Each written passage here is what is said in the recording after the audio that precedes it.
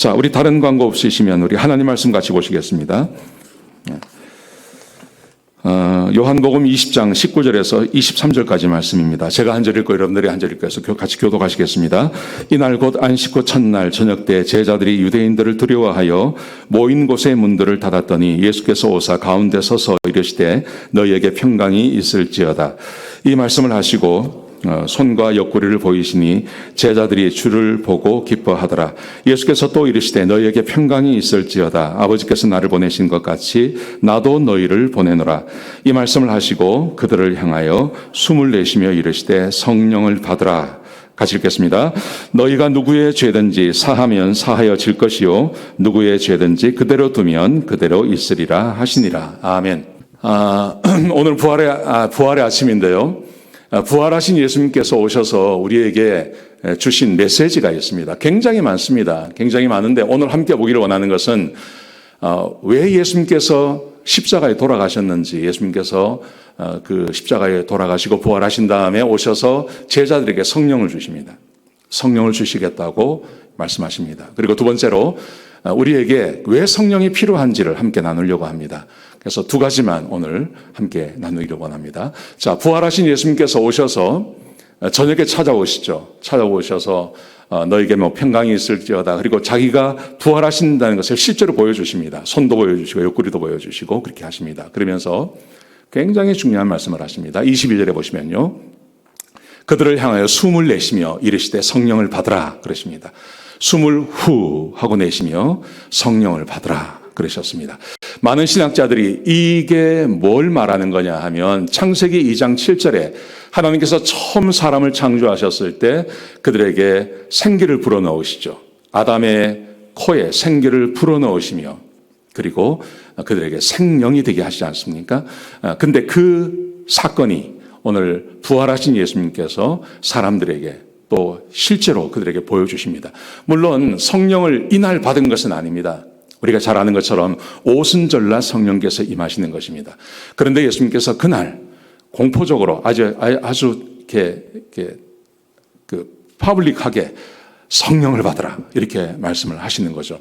여러분, 예수님께서는 성령을 받아야 된다, 성령을 선물로 주겠다고 하는 약속들을 굉장히 많이 하셨습니다.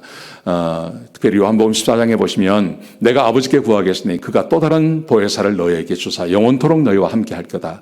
이런 말씀들을 여러 번 하셨습니다. 내가 성령을 줄 거다.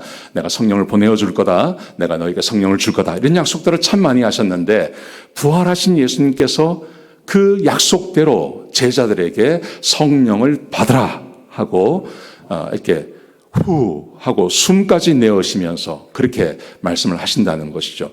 여러분, 예수님께서 왜 십자가에 돌아가셨나? 예수님께서 십자가에 돌아가신 이유가 뭐냐 도대체? 이걸 이야기할 때 예수님께서 직접 자기가 십자가에 왜 돌아가시는지를 설명하신 그런 구절이 나옵니다. 그게 뭐냐면 요한복음 3장에 니고데모를 만났을 때입니다. 니고데모는 유대인의 지도자죠. 근데 이 사람이 밤에 찾아옵니다. 그리고 와서 자기의 믿음을 고백합니다. 이렇게 말합니다. 당신은 하나님께로부터 오신 분이 맞습니다. 왜냐하면 당신이 행하는 그 기적들, 그 표적들이 바로 하나님과 당신이 함께 하신다는 증거입니다. 신앙 고백을 하는 거예요. 예수님께서 이 니고데모를 너무 귀하게 보셨습니다. 그래서 예수님께서 니고데모가 전혀 상상도 하지 못하던 그런 말씀을 하십니다. 이렇게 말씀하세요. 사람이 거듭나야 하나님의 나라를 볼 수 있다. 그러니까 니고데모가 거듭난다는 말의 의미를 모릅니다. 그래서 그러면 어떻게 거듭날 수 있습니까? 나는 이미 늙었는데요. 어머니 뱃속에 어떻게 들어갈 수 있겠습니까? 이렇게 말하죠. 그러자 예수님께서 사람이 물과 성령으로 다시 거듭나야 함을 말합니다. 여기서 말하는 물이라는 것은 침례, 세례를 말하는 거죠. 내 죄를 고백하고 성령님이 나와 함께 하시는 그 거듭남이 우리에게 필요하다고 말합니다. 그러면서 다시 한번 설명해 주십니다. 육이라는 것은 육이요. 우리는 어머니의 몸을 통해서 태어났기 때문에 이 육체를 가지고 있습니다. 그런데 사람에게는 육체만으로는 부족합니다. 성령으로 인하여서 성령이 함께하는 이 육체 안에 성령님께서 함께하는 이 태어남, 이 두 번째 태어남이 우리에게 있어야 한다고 그렇게 설명을 하신 것입니다. 니고데모가 이것을 이해를 못합니다. 어떻게 그럴 수가 있겠습니까? 그러자 예수님께서 십자가를 말씀하십니다. 자, 그 다음 말씀해 보시면 모세가 광야에서 뱀을 든 것 같이 인자도 들려야 하리라. 십자가를 암시하시는 것이죠. 민수기 21장에 보면 이스라엘 백성들이 오랜 동안 광야 생활을 하면서 이제 지쳤어요. 그래서 하나님을 원망합니다. 우리는 물도 없고 먹을 음식이라고는 이 박한 음식 만나밖에 없다. 하나님을 막 불평했습니다. 그래서 하나님께서 그들에게 불뱀을 보내시죠. 많은 사람들이 죽어갔습니다. 살려달라고 하니까 모세를 통해서 긴 막대기의 끝에다가 그 노뱀을 하나 달아라. 그것을 쳐다보는 사람은 산다고 이야기합니다. 그래서 실제로 그렇게 해서 많은 사람들이 살아났습니다. 예수님께서 지금 이 노뱀을 말씀하시면서 내가 인자도 들려야 하리라. 십자가에 못 박혀야 한다는 거죠. 여러분, 예수님께서 성령을 주시겠다고 말씀하셨는데 그 성령을 사람들이 받을 수 있는 방법, 그게 바로 예수님께서 속죄자가 되어주셔서 십자가에서 모든 죄를 다 속하시고 그리고 정결케 된 그들에게, 예수를 믿는 사람들에게 하나님의 성령을 선물로 주실 수 있는 그 길이 열려진 것입니다. 그래서 십자가에서 부활하자마자 제자들을 만나자마자 첫 번째 하신 말씀이 성령을 받으라. 후 하시고 숨을 내쉬면서 성령을 받으라 라고 말씀하시는 것입니다. 여러분, 부활하신 우리 예수님께서 지금 이 아침에도 우리에게 동일한 말씀을 하신다고 저는 믿습니다. 아직 성령을 받지 못하신 분들에게 우리에게 성령을 선물로 주시길 원하십니다. 성령 받으시는 이 아침이 되시기를 주의 이름으로 축복합니다. 자, 두 번째 우리가 생각해 볼 것은 이것입니다. 그러면 성령이 우리에게 진짜 필요한가 하는 거예요. 성령이 진짜 필요합니까? 그냥 몸 있고 내가 지혜가 있고 뭐 돈 있고 건강이 있으면 사람으로 살 수 있는 거 아닙니까? 근데 왜 꼭 굳이 성령이 우리 가운데 있어야 합니까? 왜 성령을 주시려고 할까요? 이것은 성령이 나에게 꼭 필요하다는 것을 아는 자만 성령을 구하시죠. 그리고 구원의 감격을 우리가 경험하게 되는 것입니다. 자, 보십시오. 성령의 사람과 함께 하는 것은 원래 하나님께서 사람을 그렇게 만드셨어요. 영으로 난 것은 영이라고 말하지 않았습니까? 성령으로 태어난다는 말은 무슨 말이냐면 성령님을 소유하는 것입니다. 성령님을 내가 갖게 되는 것입니다. 여러분, 이것은요, 하나님께서 처음 사람을 지으셨을 때 사람을 원래 그렇게 만드셨습니다. 자, 보십시오. 창세기 2장 7절에 보시면 여호와 하나님이 땅의 흙으로 사람을 지으시고 그리고 생기를 그 코에 불어넣으셨습니다. 생기는 성령님을 말하는 것입니다. 그 코에 불어넣으시니 사람이 생명이 되니라. 제가 이걸 몇 번 말씀드렸는데요. 자, 이걸 사람들은 어떻게 생각하냐면 이렇게 생각합니다. 자, 사람을 하나님께서 아담을 만드셨어요. 근데 아직 움직이는 건 아니에요. 그래서 흙으로 그냥 만든 거예요. 아직 움직이지는 못합니다. 그래서 그 코에다가 성령을 후 하고 불어넣으시니 그러니 이렇게 벌떡 일어나서 말도 하고 행동도 하는 사람이 되었다고 생각하는 거예요. 이거 아닙니다. 이거 아닙니다. 이 의미가 아닙니다. 흙의 상태에 있었는데 성령이 들어오시니 생명이 되었습니다. 살아있는 존재가 되었습니다. 이런 의미가 아닙니다. 이런 의미가 아니고요. 창세기 2장 7절을 좀 더 명확하게 이해하기 위해서는 에스겔의 환상을 보시면 됩니다. 에스겔 37장에 보시면 에스겔의 환상이 나옵니다. 이 환상이 어떤 거냐 하면 에스겔이 이스라엘 백성들과 함께 바벨론으로 포로로 잡혀갔습니다. 포로로 잡혀갔기 때문에 나라가 완전히 망했습니다. 예레미야의 마지막 때에 나라가 완전히 망합니다. 성전도 무너지고 성벽도 무너지고 왕은 눈이 뽑히고 왕자들은 전부 죽임을 당하고 그리고 사람들은 전부 바벨론으로 잡혀왔습니다. 나라가 없어진 것입니다. 자, 이런 상태에 하나님께서 에스겔에게 환상을 보여주십니다. 어느 골짜기에 들어가니까 완전히 죽어서 말라 비틀어져서 뼈가 다 분리가 된 그런 뼈들이 꽉 차 있는 겁니다. 근데 이걸 딱 보여주시면서 이게 살겠느냐 그래요. 못 살죠. 근데 거기에 하나님의 생기, 성령이 임하니까요. 갑자기 그 뼈들이 붙기 시작하더니 살이 생기고 힘줄이 생기고 가죽이 생기더니 사람이 되고 그리고 하나님의 군대가 되는 거예요. 이걸 딱 보여주는 거예요. 여러분, 이걸 이해하시면요. 창세기 2장 7절에 하나님께서 사람을 흙으로 지으시고 생기를 불어넣으니 생명이 되었다는 말이 무슨 말인지 알 수 있습니다. 자, 제가 두 가지를 합쳐서 함께 보여드리겠습니다.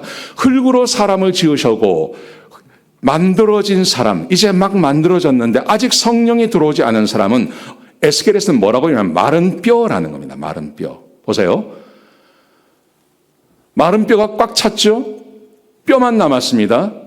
그런데 이 뼈들이 누구냐 하면 이스라엘 족속이라고 합니다. 하나님을 모르는 사람들, 하나님을 숭배하지 않고 하나님을 믿지 않았기 때문에 나라가 망해서 이제는 바벨론으로 포로가 되어 왔고 성전도 없고 법궤도 없고 하나님을 섬길 수도 없는 이런 상태가 된 것을 뭐라고 말하냐면 마른 뼈, 죽었다는 말이 아니죠. 그런 상태가 되었다는 말이죠. 이게 어떤 상태냐면요. 하나님께서 처음에 사람을 만드신 거예요. 아직 성령이 함께하지 아니하시는. 자, 거기다가 생기를 불어넣지 않습니까? 근데 이 생기가 뭐냐면 성령님이십니다. 보십시오. 생기를 향하여 대언하라. 생기가 너에게 들어가라고 대언하라고 이야기합니다. 생기가 사방에서 와서 죽임당한 사람들에게 들어가서 살리게 하라고 이야기하는데 이 생기가 뭐냐 하면 내 영, 하나님의 영이라고 말합니다. 성령이 사람에게 들어가지 않으면 사람은 살았으나 죽은 것과 똑같다는 겁니다. 자, 그래서 생기가 들어갑니다. 생기가 들어가니 갑자기 뼈가 맞춰지기 시작하더니 그 뼈에 살이 돋고 힘줄이 생기고 살갗이 붙어서 사람이 됩니다. 근데 이 사람이 된 것을 이렇게 표현했습니다.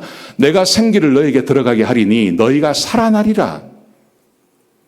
너희 위에 힘줄을 두고 살을 입히고 가죽으로 덮고 그 위에 스속에 생기를 넣으리니 너희가 살아나리라.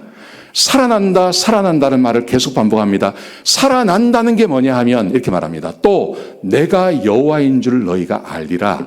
살아났다는 말은요, 하나님을 아는 것을 말하는 거예요. 죽었다는 말은, 뼈가 되었다는 말은 하나님을 모른다는 말이에요. 그런데 성령님이 사람에게 들어오시니 그래서 이 사람들에게 하나님을 알 수 있는 능력이 생겨난 것입니다. 이것을 살았다고 말하는 거예요. 아멘이시죠? 자, 처음에 하나님께서 아담을 만드셨습니다. 다 만드셨어요. 말도 하고 행동도 하고 다 해요. 그런데 말입니다. 성령이 들어가지 않았어요. 성령이 아직 그 사람에게 들어가지 않았어요. 그래서 하나님을 몰라요.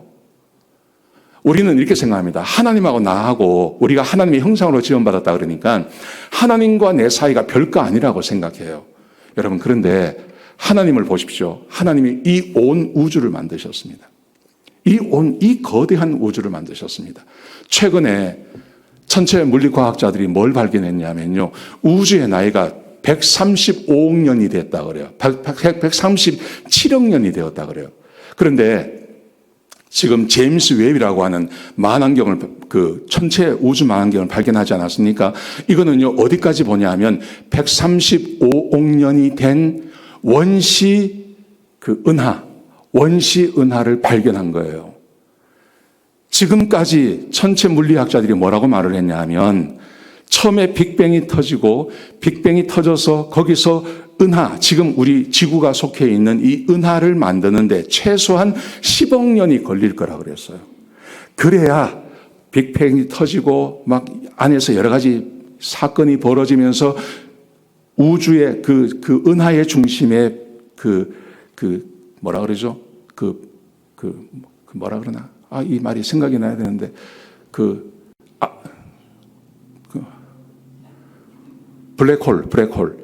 블랙홀이라 그러죠. 블랙홀이 생기고 그 블랙홀에 의해서 이게 은하가 만들어지는 거예요. 근데 그게 만들어지는데 최소한 10억 년이 걸린다 그랬어요. 그런데 135억 년이 된 원시 은하를 발견하고 그 안을 들여다보니까 지구가 속해 있는 우리 이 갤럭시, 지금 이 은하보다 더 큰 은하가 이미 거기 있는 거예요. 그래서 사람들이 이게 뭐지? 지금까지 연구한 게 전부 틀렸다는 거예요. 그래서 이렇게 말을 합니다. 이미 어떤 손에 의해서 우주가 만들어진 거 아니냐 이렇게 말을 합니다. 그러니까 이 거대한 우주를 하나님께서 말씀 한마디로 창조하신 그 존재하고 코끝에 숨 딱 딱 이렇게 막으면요, 5분 내에 사망하시는 우리하고 하나님과 나를 같은 다이다이로 생각한다고요? 말도 안 되는 거죠. 사람과 지렁이 차이, 그것보다 더한 차이가 하나님과 우리 사이 아니겠습니까? 지렁이가 나를 알겠습니까? 구더기가 옛날에 우리 그 푸세식 화장실 안에 문을 딱 열면 어떨 때 햇볕이 쫙 들어갈 때가 있지 않습니까? 거기 밑에 보면 막 거기 얼마나 구더기가 많습니까? 막 우글우글 하지 않습니까? 그 구더기가 나를 알까요? 모릅니다. 그런데 나와 구더기 사이에 그 간격하고 이 온 우주를 창조하신 하나님, 그 하나님과 나와의 간격이 어느 게 더 클까요? 근데 감히 우리가 하나님을 안다고요? 하나님 모릅니다. 그래서 하나님께서 자기의 영을 우리에게 주지 아니하시면, 하나님이 하나님의 영을 우리에게 사람에게 부어주지 아니하시면 사람은 절대 하나님 모릅니다. 그래서 하나님께서 사람을 만드신 다음에, 완벽하게 사람을 만드신 다음에 거기에 하나님의 영을 부어주시는 것입니다. 그래서 하나님과 교통할 수 있도록, 하나님과 대화할 수 있고, 하나님의 뜻을 알 수 있고, 하나님의 존재를 알 수 있고, 그 하나님을 따라 살도록 해주시는 거죠. 그게 없으면 사람은 하나님을 알 수가 없는 존재입니다. 여러분, 그런데 이 성령께서 우리를 떠나시지 않습니까? 자, 보십시오. 생기를 사람에게 부어주신 다음에 사람이 살아났다 그랬어요. 그래서 하나님을 아는 존재가 됩니다. 생기가 그들에게 들어가며 그들이 곧 살아나서 일어나 서는데 그렇게 큰 군대가 되었습니다. 이 군대는 뭘 말하는 거냐면 뒤에 보시면 이런 게 나옵니다. 그들이 그 우상들과 가증한 물건과 그 모든 죄악으로 자신들을 더럽게 하지 아니하느니라. 더 이상 하나님을 알기 때문에요.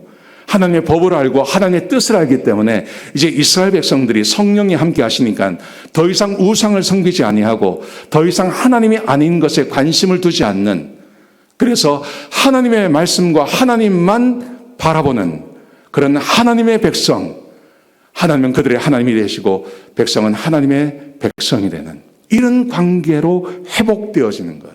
이 회복을 위해서 예수님께서 십자가에 못 박혀 죽으시고 부활하시고 그분이 우리에게, 누구든지 그리스도를 믿는 사람들에게 성령을 선물로 주시는 이 은혜를 우리에게 허락해 주신 것이죠.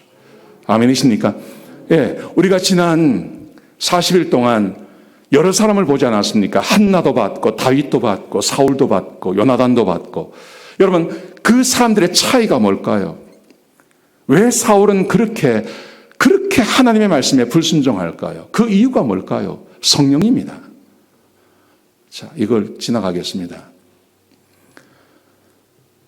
성령입니다. 성령이 함께 함에도 불구하고 사울이 하나님의 말씀에 순종하지 않습니다. 그러자 어느 날 하나님께서 성령을 거두어 버리십니다. 사울에게서요. 그러니 악령이 함께 하죠. 그 이후의 삶은 하나님의 말씀에 절대 순종하지 않습니다. 이게 사울입니다. 근데 다윗도 때때로 실수할 때가 있습니다. 다윗이 완벽하게 하나님의 말씀에 순종하고 산 것이 아니었습니다. 아시는 것처럼 다윗도 얼마나 죄가 많습니까? 밧세바와 간음하고 그것을 숨기기 위해서 그의 남편 우리아를 죽이고, 근데 문제는 그게 죄인지도 몰라요. 나간 선자가 와서 죄라고 할 때 그때서야 그게 죄인 줄 아는 겁니다. 이 사람이 얼마나 어둠 가운데 있었습니까? 그래서 이 사람이 하나님 앞에 회개하는 기도를 드립니다. 그게 시편 51편입니다. 근데 시편 51편의 주요 내용이 뭐냐 하면 성령을 자기에게서 거두지 말라는 겁니다. 하나님이여, 내 속에 정한 마음을 창조하시고 내 안에 정직한 영을 새롭게 하소서. 사람이 어떻게 정한 마음, 하나님 앞에 정직한 마음을 사람이 어떻게 갖습니까? 사람은 못 갖습니다. 성령이 아니면 이게 안 되는 겁니다. 나를 주 앞에서 쫓아내지 마시고 주의 성령을 내게서 거두지 마옵소서. 왜냐하면 성령이 함께하지 아니하면 다윗은 하나님을 알 수도 없고 하나님의 말씀에 순종할 수도 없고 죽게 나갈 수도 없는 거죠. 그래서 다윗이 그렇게 자기의 왕권을 가져가는 건 상관없지만 성령님만 거두지 마십시오. 성령을 거두지 말라고 그렇게 간구하는 겁니다. 여러분, 그렇기 때문에 예수님께서 부활하신 다음에 우리에게 성령을 받으라, 그리고 성령을 우리에게 선물로 주신다는 것은 너무너무 감사한 것입니다. 성령이 우리와 함께하지 않으면 어떤 사람도 하나님을 섬길 수 없는 것입니다. 베드로를 보십시오. 베드로의 인생을 보면요, 참 드라마틱합니다. 처음 예수님께서 베드로를 찾아오셨습니다. 찾아오셔서 그에게 기적을 보여주지 않습니까? 깊은 곳에 가서 그물을 던져라. 내가 밤새 그물을 고기를 못 잡았지만 내가 순종하겠습니다. 그리고 고기를 잡지 않습니까? 그리고 이 사람이 예수님 앞에서 내가 죄인이라고 고백합니다. 내가 죄인입니다. 그리고 예수님의 제자가 되어서는 예수가 그리스도라고 고백하지 않습니까? 그리스도라고 고백하고 예수님께서 내가 이제 곧 죽는다고 말할 때는 충성을 맹세합니다. 내 다른 사람은 몰라도 나는 주님을 위해서 목숨을 드릴 겁니다. 함께 죽을 겁니다. 충성을 맹세하지 않습니까? 그런데 정작 일이 닥치고 나니까요, 그날 저녁에 예수님 부인해버립니다. 부인해버립니다. 3번씩 부인합니다. 참 이상하죠. 3년을 따라다녔는데요, 그 놀라운 고백을 했는데요, 진짜 예수님께서 사랑해주지 않았습니까? 그런데 정작 여자 하나가 나와서 너 죽인다는 말도 아니고 너 예수의 도당이지. 그러니까 나 아니라고 막 펄쩍펄쩍 뛰지 않습니까?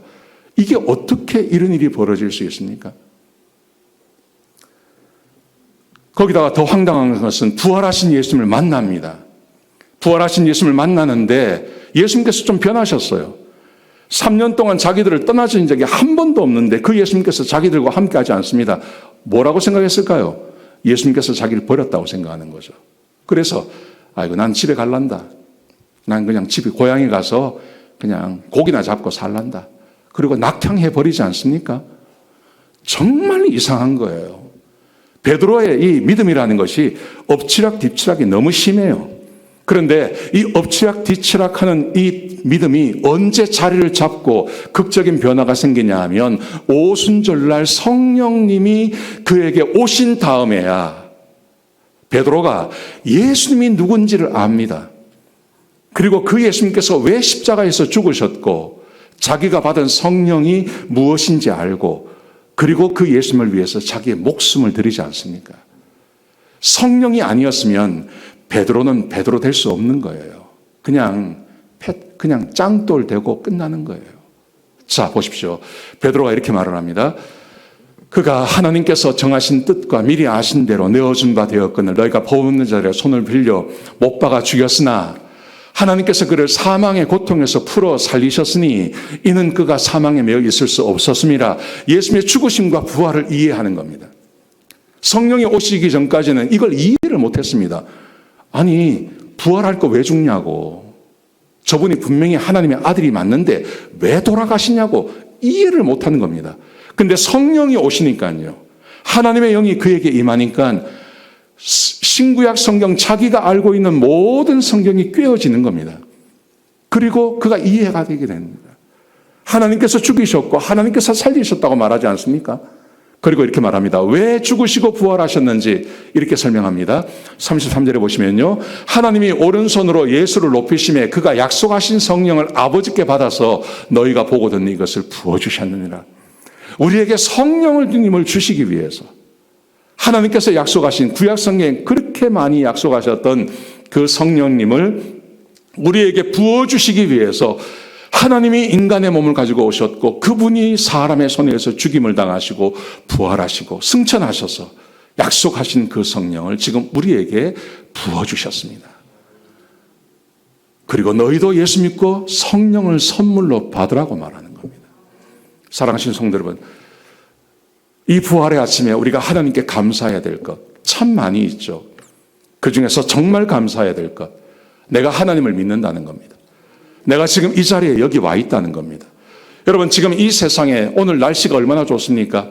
밖에 나가서 얼마든지 내가 즐기는 거 할 수 있고, 내가 일터에 가서 돈 벌 수도 있고, 내가 얼마든지 할 수 있습니다. 그런데 이 귀한 자리에 내가 여기 나와서 하나님께 예배드린다, 이게 우리의 힘과 우리의 능력으로 하는 거 아닙니다.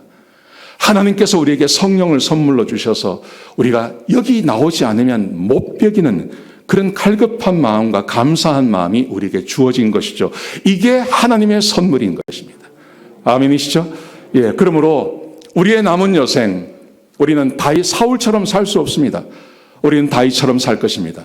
하나님의 말씀을 날마다 묵상하며 그 말씀의 진리를 깨닫고 나에게 원하시는 하나님의 삶, 그 삶을 사다리게 되는 그런 삶이 되시기를 주의 이름으로 축복합니다. 아멘.